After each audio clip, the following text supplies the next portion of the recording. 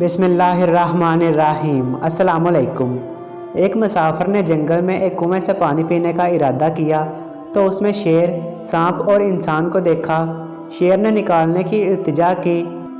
مسافر نے کہا، تم مجھے کھا جاؤ گے؟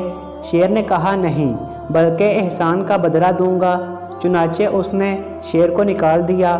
پھر سانپ نے بھی التجا کی کہ وہ نقصان پہنچانے کی بجائے احسان کرے گا۔ چنانچہ مسافر نے اس کو بھی نکال دیا۔ آخر میں انسان کی التجا پر اسے بھی نکال دیا۔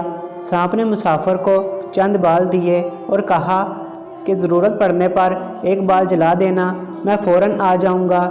یہ کہہ کر وہ چلا گیا۔ شیر نے کہا، کوئی قافلہ گزرا تو میں اسے روک لوں گا، تم قافلے والوں سے کہنا اتنا مال دو تو میں شیر سے نجات دلاتا ہوں۔ چنانچہ ایسا ہی ہوا، اور قافلے والوں سے سونا، چاندی اور دوسرا مال لینے کے بعد اس نے شیر سے راستہ چھوڑنے کو کہا اور شیر چلا گیا۔ انسان نے بھی اپنی راہ لی۔ مسافر ایک شہر میں پہنچا تو اس نے سوچا کہ یہ مال بیچ کر اپنی ضرورت کی چیزیں خرید لوں۔ اتفاق سے جس تاجر کے پاس پہنچا وہ وہی تھا جس کو اس نے کنویں سے نکالا تھا۔ تاجر نے اسے بٹھایا اور فوراً ایک آدمی کو حاکم کے پاس بھیجا کہ جس آدمی نے قافلے کو لوٹا تھا موجود ہے۔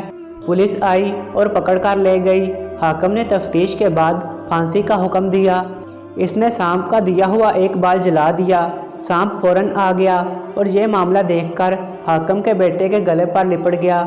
لوگ حیران تھے، کیا کریں؟ مسافر نے کہا، مجھے چھوڑ دو تو سانپ سے بچے کو نجات دلا دوں گا۔ چنانچہ اس نے سانپ سے کہا اور سانپ چلا گیا۔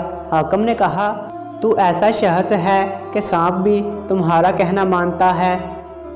اس نے کہا، تاجر کو بلاؤ تو بتاؤں گا۔ چنانچہ تاجر کو بلایا گیا۔ مسافر نے قصہ سنایا اور حاکم نے تاجر کو سولی پر چڑھا دیا۔